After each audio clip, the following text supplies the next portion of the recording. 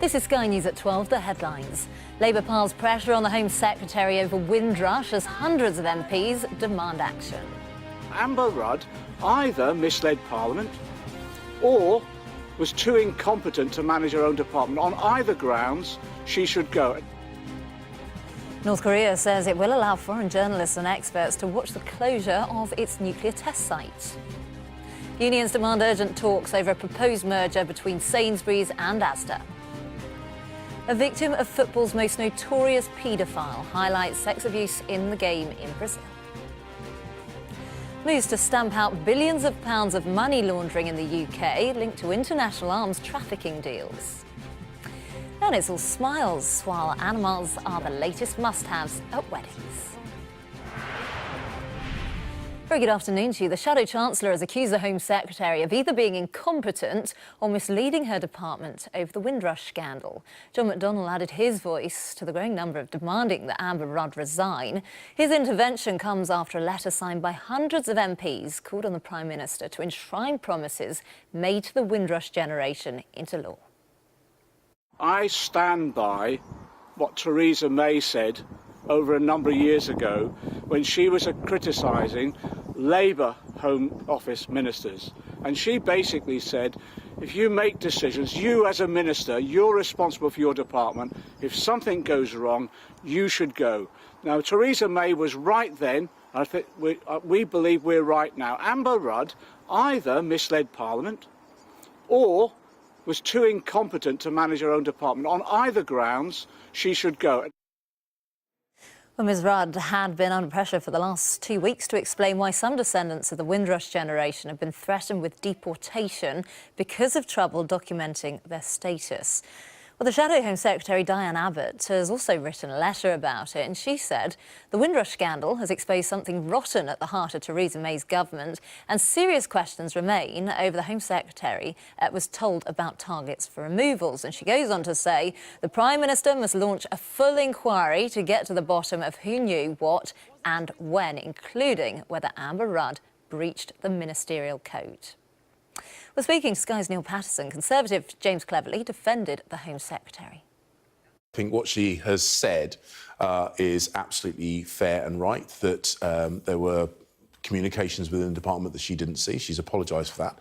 But ultimately, what she's focusing on is making right this situation with the Windrush generation, making sure that their immigration status is regularised and making sure that we do that whilst continuing to do the very important job of removing people who have no right to be here, often involved in criminal activities, and that is actually the right thing for her to be doing. And the MP, David Lammy, told me earlier that the people at the heart of the scandal certainly shouldn't be forgotten about. There's huge insecurity for this Windrush generation, people who are in their late 50s and 60s. Insecurity about their existence in the country. Insecurity about whether an immigration officer is going to turn up at your home and imprison you. Insecurity about the compensation that you need. And also, their lawyers are confused. Statements have been made from the dispatch box, but they have no legal enforcement because there's no legislation to back it up. The Sky's political correspondent Laura Bundock is in Croydon in South London, where the main Home Office Immigration Centre is based. This letter is written by the Labour MP David Lammy week, and I'm sure tomorrow, as I say, it will be another difficult day for her. She's survived so far, but I wouldn't say she's in the clear yet. The North Korean leader Kim Jong-un says he'll invite US experts and journalists to watch the closure of the country's nuclear test site next month.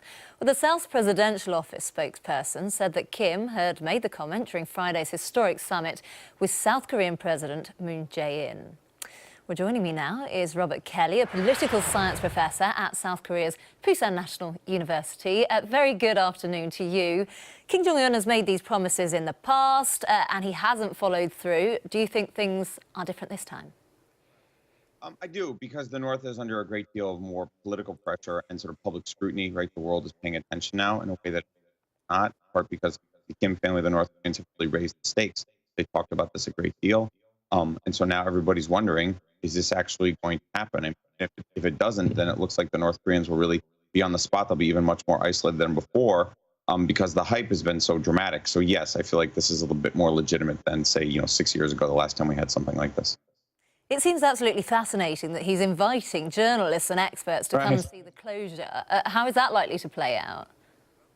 Yeah, I mean, nobody's going to take it seriously unless some Western experts are allowed to go. That means the U.S. most likely, and maybe some Europeans or something like that.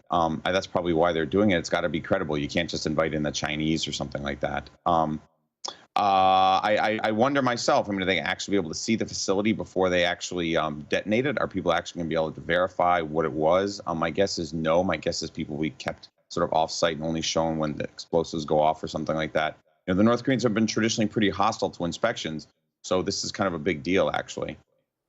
Are there other nuclear test sites in North Korea?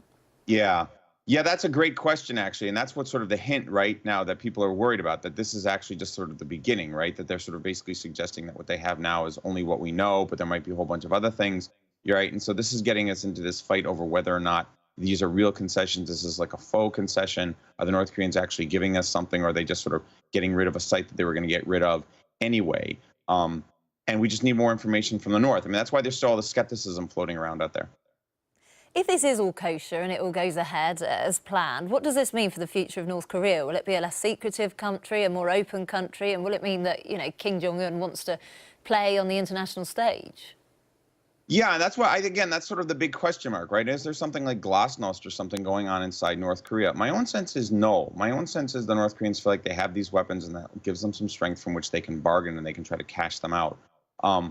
But, Kim keeps saying the things that we want to hear. You don't want to be purposefully recalcitrantly skeptical. I mean, if they keep talking this way and they actually let inspectors in and we get to see more sites, I mean, maybe we're actually going there. We've had false dawns before, so everybody is sort of hesitant. But the North Koreans are saying good stuff, so I'm trying not to sort of hex the process, right? I mean, let's hope this is going to work. But I mean, we should be really, really skeptical before we do anything serious, like pull U.S. forces from the region. And we have to wait until the North Koreans give us real access in there, and that means more than just seeing this one facility destroyed. But wasn't there some talk about this facility not functioning properly, and that this is perhaps maybe an excuse and a bit of a cover-up of why they're closing it down? Yeah, that's right. That's my own sense too. I mean, there's sort of debate right now. Of course, we don't know. The North Koreans don't tell us a great deal, but there is this debate right now that maybe the facility was collapsing or something like that. It did have an explosion 8 months ago, and therefore that this is sort of like a faux concession. They're kind of giving it up when they intended to close it. And how about President Trump? I mean, he said he's cautiously optimistic. He's going to meet Kim Jong-un in the next month or so. Should be an interesting meeting, given all the tension that we've seen of late. Yeah, there's a big burden on the president now, right? I mean, the South Koreans have opened the door and the president's got to step through it, if you will. The president's actually got to go up there and make a real bargain. The North Koreans are not just going to give away this program they've worked on for 40 years without some really major concessions, sanctions relief at the minimum, possibly U.S. forces. I mean, there are a lot of things that the North Koreans are going to ask for. And the president hasn't really floated any proposals yet about what kind of big concessions he might make. So everybody's kind of in the dark. But my concern is that if this doesn't go well, right, if it goes badly, the president will walk out of there and say, you know what, negotiating with these people is a waste of time. There are a lot of hawks around the president, people like John Bolton and Nikki Haley, right? We might actually be back to where we were a year or two ago with sanctions and missile defense sooner than we think. OK, Professor Kelly, thank you for your expertise. Thank you for having me. A victim of the child abuser and former football coach Barry Bennell has travelled to Brazil to highlight the problem of sexual abuse taking place in football there. The Sky's Sally Lockwood travelled with Andy Woodward to Santos, home of one of Brazil's top clubs, which is now at the centre of the country's child sexual abuse scandal. The abuse scandal has spread to the very top of Brazilian football. A dangerous cocktail that still exists in the sport today. Sally Lockwood, Sky News, Santos. Well, let's take a look at some of the day's other news now. A woman has died after a fire in a flat in northwest London. Firefighters were called to Mercer Place in Pinner just before 10 o'clock last night. They rescued a woman from the flat and 2 men from the internal staircase, and the woman was later confirmed dead by paramedics. The government is calling on social media companies to act after claims of Russian interference in the 2017 general election. Swansea University and the Sunday Times claim to have evidence that thousands of fake Russian Twitter accounts were set up ahead of the election, with 9 out of 10 promoting Labour. The government says it is unacceptable interference in the democratic elections of another country. The government has dismissed reports that it will offer the EU freedom of movement in all but name after Brexit. A spokesman said a new immigration system will be introduced instead. The government is to crack down on fraudulent schemes being used to launder billions of pounds through the UK. The schemes, which exploit a legitimate operation in Scotland, saw in just one instance more than £60 billion moved out of Russia and laundered through 100 Scottish accounts.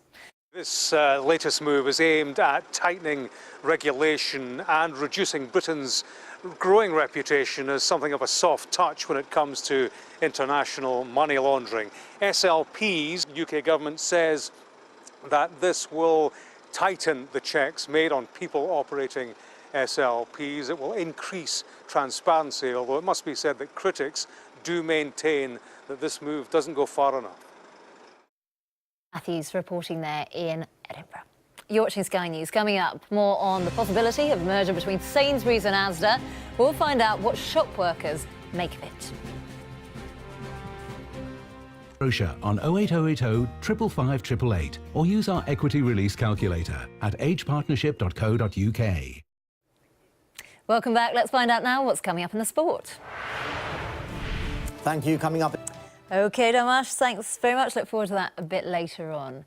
Now, the competition watchdog is being urged to get tough with monopolies after news emerged of a possible merger of Sainsbury's and Asda.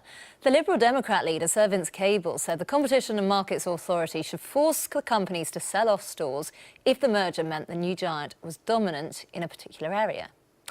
Well, joining us now from Birmingham is Joe Clark, the National Officer for Sainsbury's at Unite the Union. Very good afternoon to you. Are you concerned about jobs if this merger goes ahead?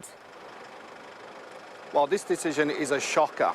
We're in a position at the moment where 123,000 Sainsbury's employees are currently under threat of legal dismissal. And we've been in discussions for 2 months now. And we've just found out, from the media, that all along they've been in discussions behind the scenes with Asda for merger.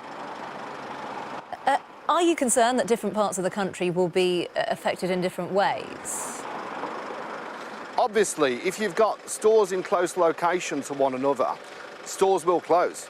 This is an absolute shocker of a decision which has severe implications for the workers within Sainsbury's and within Asda. And we're asking for senior level discussions with the senior executives of both companies immediately. Well, clearly this is a deal which is still in the offing. Nothing's been decided as yet. Looking ahead, what would you like to see? What kind of assurances? Well, we'd like Sainsbury's to withdraw their current announcement to dismiss 123,000 employees in the first instance, and then to have meaningful dialogue with the unions in relation to the implications for the workforces. What are your members saying to you? What are you hearing on the ground? Well, they're in utter disarray. They're absolutely shocked. In one hand, they're being told to sign a new contract or they'll get the sack, and now we've found out that they're in discussions all along with Asda. From a Sainsbury's perspective, it's just an absolute shocker. Those dismissals that you mentioned earlier, though, those are over a separate issue entirely. Well, we're still in discussion on that issue. That's the problem. We haven't concluded the discussions in relation to a new contract, and now we've found out there's further implications coming along down the line. But clearly, this is business. What is your response to the fact that this could well go ahead? Obviously from a business point of view, Sainsbury's and Asda, this could be a huge deal for them. It could make them, the biggest supermarket chain out there. It could, but there's implications in relation to job security.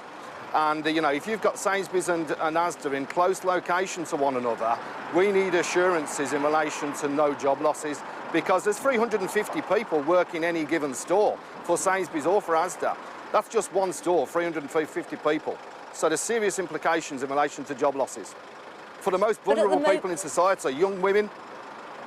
At the moment, there is no suggestion that jobs are going to be lost, is there? There's no suggestion as yet. The jobs that you're talking about, like I say, is in relation to a different matter. They haven't come out and said that there will be job losses at this stage.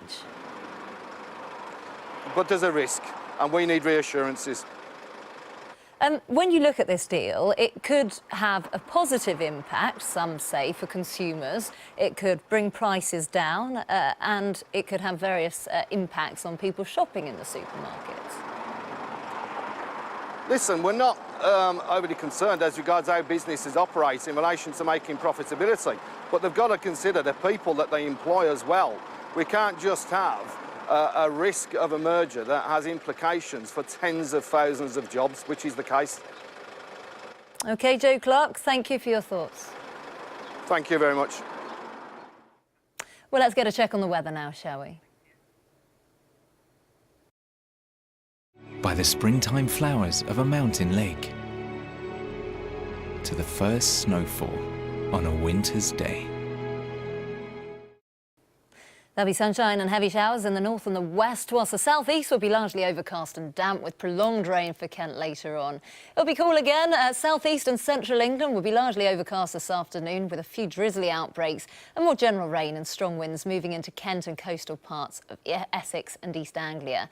Elsewhere, though, most places will see sunny spells, best in the north and the west, but there will be a scattering of potentially heavy showers as well. Southwest England and northeast Scotland look like staying mainly dry. South East England, East Anglia and the East Midlands will turn wet and windy overnight, with coastal gales, a risk of localised flooding and some wet snow on the higher hills. Elsewhere, showers will tend to die away, leaving most northern and western parts fine by midnight. There will be a patchy frost there, though. The southeastern half of England will stay very wet and windy on Monday, with travel disruption possible, but it will be mostly fine elsewhere. The weather, sponsored by Qatar Airways. You're watching Sky News. Coming up, why animals are the latest wedding must-haves.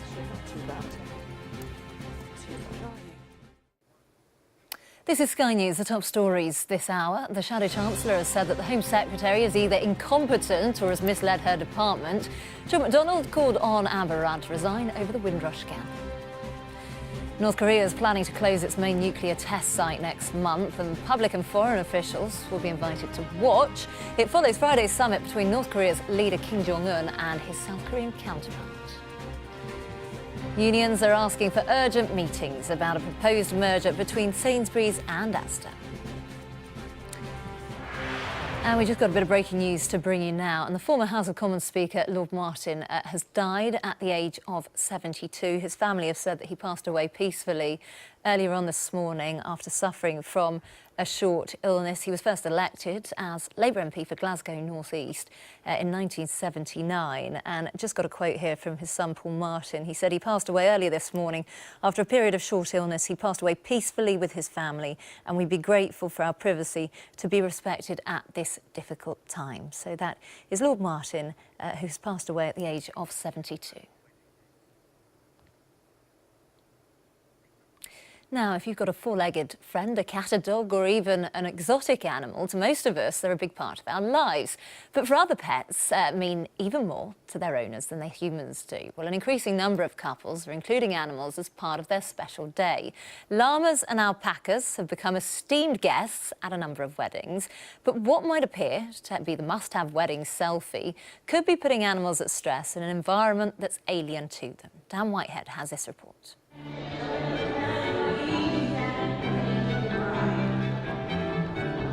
They're not exactly the most conventional guests at a wedding, and continues, for their part, in someone's special day.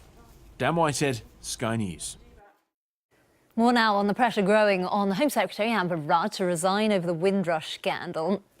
Was it a genuine mistake that she denied her department had targets for removing illegal immigrants, or did she mislead Parliament? And there are claims that the whole affair is an example of institutional racism. Well, joining us now from Westminster are The Guardian columnist Zoe Williams and John Stevens, Deputy Political Editor at the Daily Mail. Let's start off with you, Zoe. So much pressure on Amber Rudd. Will she stay? Will she go? Well, I think the pressure is coming from many different sources, right? There is pressure on the fact that you shouldn't have targets for finding people illegal in the first place. And that's still an area she seems very confused about. You know, she seems to think it's sort of worse that she got it wrong than that the targets themselves were wrong. And I think they really have to resolve within themselves that issue. Secondly, of course, this isn't the first time she's said that she's been unaware of paperwork and it may have come to her desk or it may not. It was only 3 weeks ago that the Home Office report that she'd actually commissioned on police numbers affecting crime numbers, because she completely denied all knowledge of it, again in the House of Parliament. And I think it is starting to make her look like... It's starting to make the question of whether this is a competence issue or an honesty issue look a bit irrelevant, because if your competence is serially under question or your honesty is serially under question, the distinction between those two misdemeanours sort of disappears, I think. John, how about you? Can she survive? Well, she's really struggling to cling on at the moment. We're going to see her come before Parliament tomorrow. She's before Parliament in the chamber 2 times last week and she apologised for different things, and she's back tomorrow and she's going to have to apologise again. I think the more times this happens, the more likely she is going to be to lose her job. But we'll see how it goes tomorrow. You know, she's got a tough job to come before MPs tomorrow and explain what she's doing, explain how this mistake did happen. And she's going to have a tough job to convince MPs that she is the right person to keep leading this department. The more the scandal's gone on, the more it's become less about Windrush and less about Theresa May's time as Home Secretary. It's become more and more about Amber Rudd herself and her competence. Zoe, John talking there about how Amber Rudd will speak tomorrow in the House of Commons. What do you think she's likely to say? Another apology? Well, yeah, I mean, I don't entirely agree with her. I don't think this is becoming about Amber Rudd's personality, because I think it's pretty obvious to everybody on both sides that the Windrush scandal happened as a direct result of the hostile environment, and nobody thinks Amber Rudd was the wellspring of that. If there is a wellspring, it's Theresa May. Again, though, it is hugely problematic. If you're making the case for Amber Rudd as a kind of fundamentally quite a decent liberalish Tory who just went along with more hardline voices in her party, then she's beginning to look like somebody who wouldn't say boo to a goose, even if that goose were about to do something really, really immoral.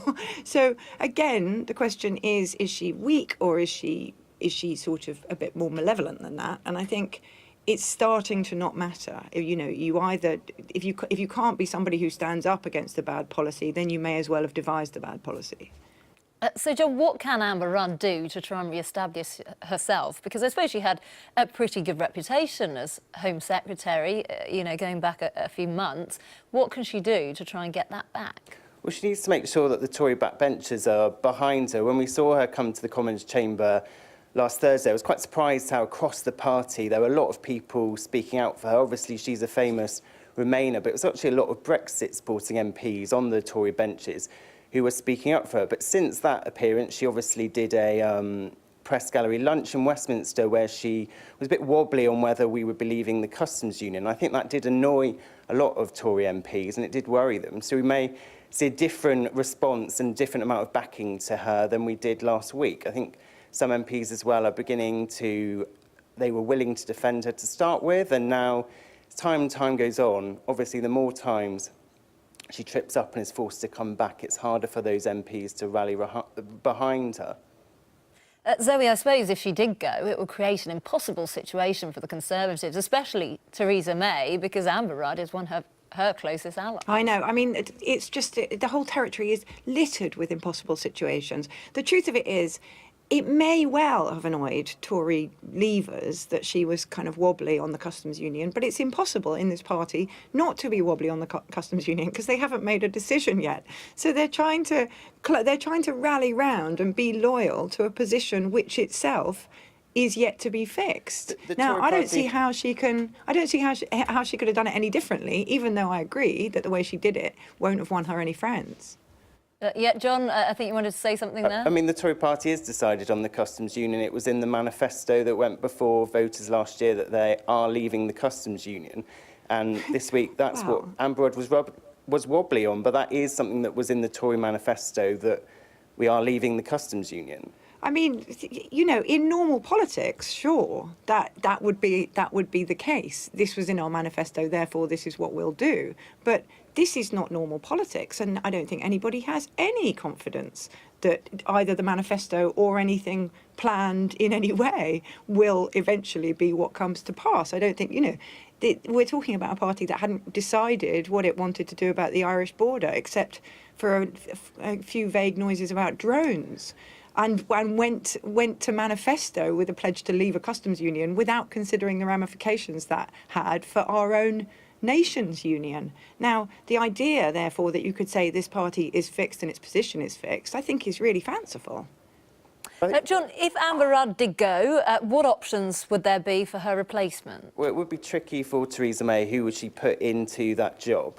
I think a lot of people would want to see the Remain Brexit balance kept in the cabinet. Obviously, there's a lot of prominent Brexiteers in the cabinet. I think some on the Remain side would say we need another prominent Remain Tory MP taking that post. But it is quite difficult. Theresa May's had to fill quite a lot of gaps. If Amber Rudd does go, that would be the 4th cabinet resignation in the last 6 months. So it is quite tricky for Theresa May what she'd do in that situation. And obviously, the job of running the Home Office is a very difficult job. I mean, Theresa May did it for 6 years, but she was the exception rather than the rule. Before that, we've seen Home Secretaries only be able to last around up to 2 years.